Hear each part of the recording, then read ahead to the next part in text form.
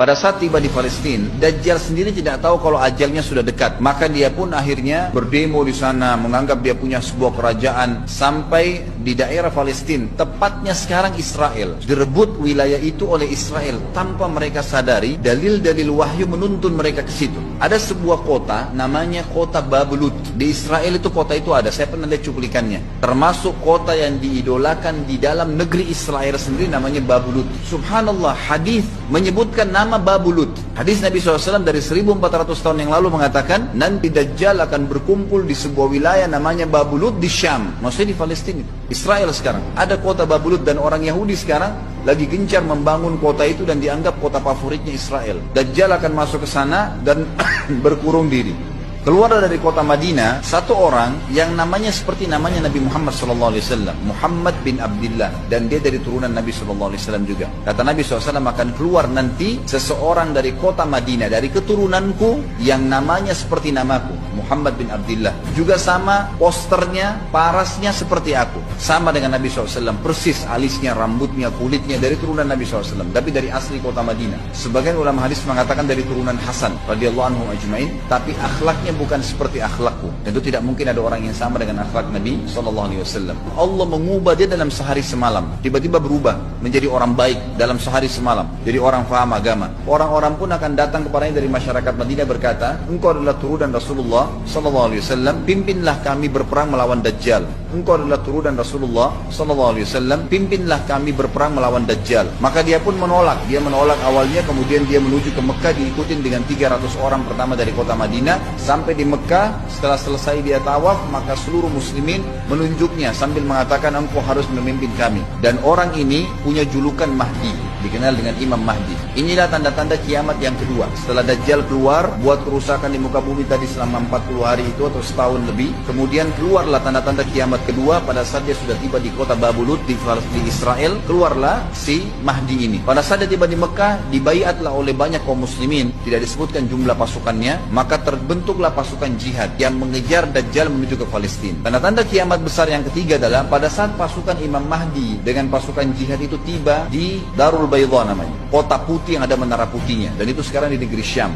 tepatnya di Damaskus, ibu kota Syria. Hadis menyebutkan di menara itulah, di masjid itulah Imam Mahdi mampir sholat asar bersama pasukannya. Pada saat itulah datang tanda-tanda kiamat besar yang ketiga, yaitu turunnya Nabi Isa alaihissalam. Kata Nabi SAW dalam hadis Bukhari, hadis Muslim, hadis Sahih semuanya, dikatakan Isa alaihissalam akan turun sambil memegang kedua sayapnya malaikat, dan dari rambutnya yang basah meneteskan air, dan semua muslimin waktu itu menyaksikan. Dan ini wahyu, penyampaian, pasti terjadi. Maka dia pun turun, lalu kemudian dia masuk, dan orang-orang pada saat itu mengenalnya kalau dia adalah Isa, dan mereka sudah tahu ini masanya turunnya, keluarnya Dajjal. Mahdi sudah ada, mereka tahu akan turun Isa. Sudah ada informasi seperti yang disampaikan ke Bapak Ibu sekarang, itu muslimin di zaman itu sudah tahu semua.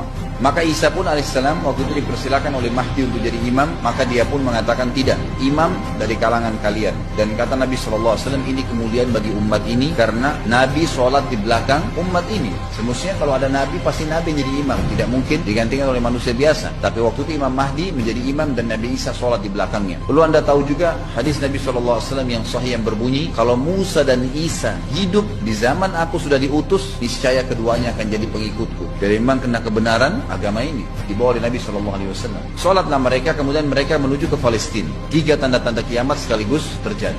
Nabi Isa alaihissalam akhirnya tiba dengan pasukan mujahidin di depan pintu gerbang Babulut. Kemudian orang-orang Yahudi tidak kenal, tidak tahu Nabi Isa, tidak tahu tentang itu Mahdi. Mereka belum tahu ini. Mereka berbangga-bangga saja. Lalu mereka berkata kepada Dajjal, ada pasukan, segelintir pasukan yang mau menyerang kita. Dajjal mengatakan, bukakan pintu gerbang. Mereka tidak akan mampu melawan kita karena pasukannya mereka banyak memang. Maka Dajjal dengan sombongnya menunggu di depan pintu gerbang. Pada saat dibuka, Dajjal kaget melihat ada Isa alaihissalam. Dan pada saat itu kata Nabi SAW, Dajjal paham kalau sudah tiba ajalnya. Begitu melihat Isa alaihissalam, dia lari dan badannya sambil meleleh di depan para pengikutnya. Lalu Isa alaihissalam mengejarnya, mengatakan, wahai musuh Allah, saatnya kau akan menemui ajalmu. Ditusuklah dengan tombak emas di antara 2 matanya, maksudnya di dahinya, ditusuk oleh Isa alaihissalam dan matilah Dajjal. Pada saat Dajjal mati, pengikutnya pada ketakutan semua. Mereka anggap Dajjal Tuhan, mereka anggap Dajjal orang yang perkasa lah, orang yang kebal lah, beragam macam kelebihan. Mereka kaget pada saat mati, maka seluruh pengikut Dajjal dari kaum Yahudi akan bersebaran sembunyi di bawah batu dan pohon, di atas batu dan di bawah pohon. Semuanya batu dan pohon itu akan berbicara kepada setiap pasukan mujahidin, berkata, wahai muslim, ini Yahudi di atas saya atau di bawah saya. Batu bilang ini Yahudi yang sembunyi, yang pohon mengatakan wahai muslim, ini Yahudi, bunuhlah dia. Maka dibunuhlah orang-orang Yahudi tersebut yang menjadi pengikut Dajjal oleh kaum muslimin, kecuali satu pohon, namanya pohon Garqad. Dan apakah Bapak Ibu sudah tahu, sekarang pemerintah Israel besar-besaran menanam pohon itu. Satu dunia ini semuanya Islam. Hadis sahih, kata Nabi SAW, Islam akan masuk ke setiap rumah dengan kemuliaan atau terhina. Enggak ada lagi penolakan terhadap Islam. Itu hadis sahih. Maka Nabi Isa AS memimpin pada saat itu, disebutkan dalam hadis 40 tahun dengan ketenangan menerapkan hukum Islam. Kata Nabi SAW, bagaimana awal umat ini bisa sesat sementara aku yang pimpin, dan bagaimana akhir umat ini bisa sesat sementara yang pimpin mereka Isa dengan menjalankan hukum-hukumku. Dari Nabi Isa AS nanti menerapkan Al-Quran seperti yang kita lakukan, sholat, segala ini sudah selesai, dikerjakan semua. Dalam hadis lain dikatakan Isa AS akan menghancurkan semua salib, membunuh semua babi. Nggak ada seekor babi pun hidup di muka bumi pada saat itu, semua salib dihancurkan. Dan yang menjadi tidak ada agama lain, semua Nasrani, Yahudi, Hindu, agama apa saja habis semuanya. Semuanya beriman kepada Allah Subhanahu wa ta'ala dan menjadi muslim.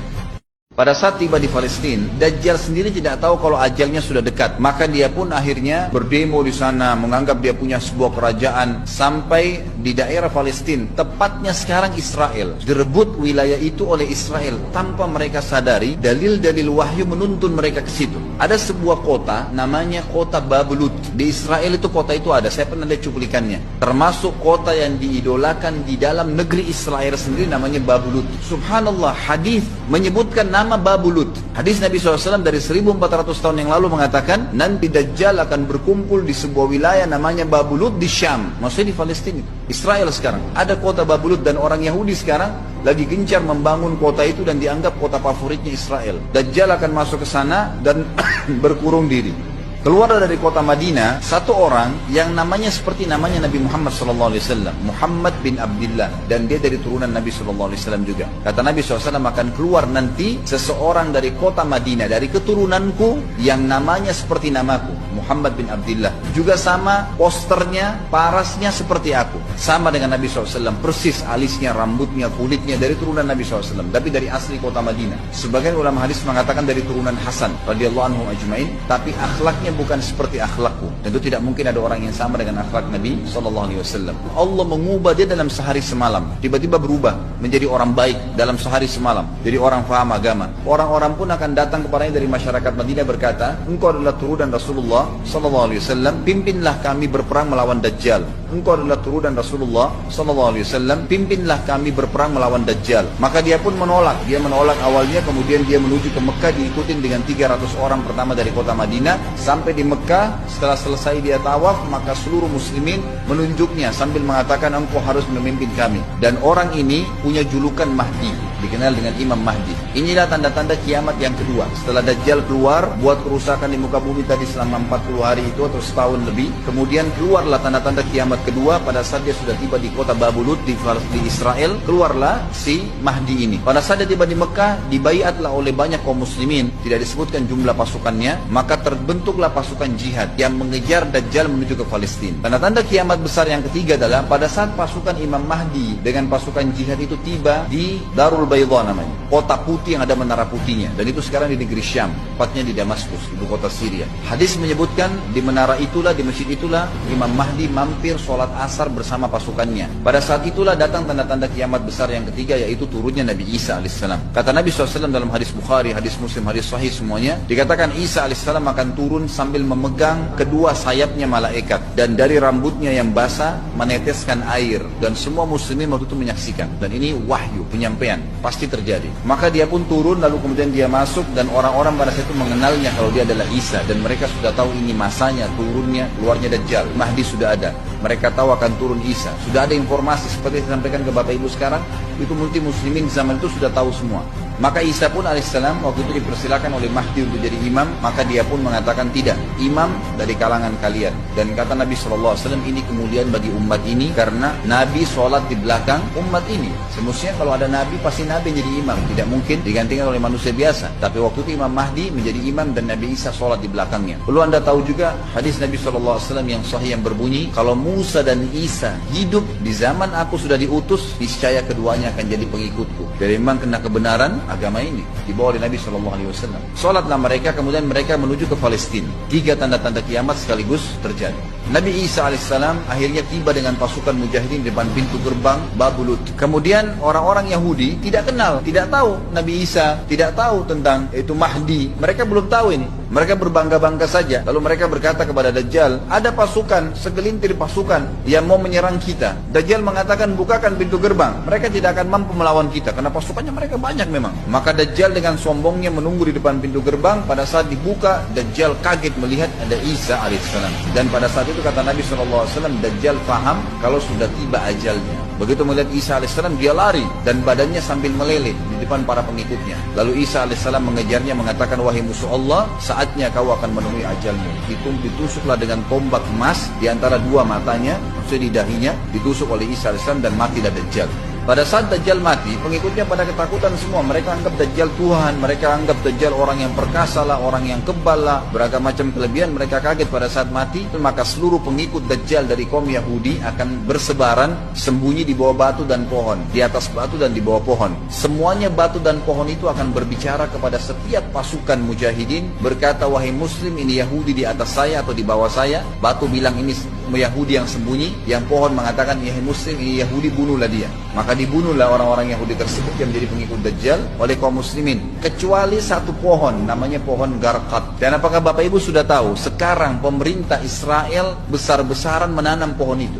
Satu dunia ini semuanya Islam. Hadis sahih, kata Nabi SAW, Islam akan masuk ke setiap rumah dengan kemuliaan atau terhina. Enggak ada lagi penolakan terhadap Islam. Itu hadis sahih. Maka Nabi Isa alaihissalam memimpin pada saat itu, disebutkan dalam hadis 40 tahun dengan ketenangan menerapkan hukum Islam. Kata Nabi SAW, bagaimana awal umat ini bisa sesat sementara aku yang pimpin, dan bagaimana akhir umat ini bisa sesat sementara yang pimpin mereka Isa dengan menjalankan hukum-hukumku. Dari Nabi Isa alaihissalam nanti menerapkan Al-Quran seperti yang kita lakukan, sholat segala ini sudah selesai, dikerjakan semua. Dalam hadis lain dikatakan Isa alaihissalam akan menghancurkan semua salib, membunuh semua babi. Nggak ada seekor babi pun hidup di muka bumi pada saat itu, semua salib dihancurkan. Dan yang menjadi tidak ada agama lain, semua Nasrani, Yahudi, Hindu, agama apa saja habis semuanya. Semuanya beriman kepada Allah subhanahu wa ta'ala dan menjadi muslim.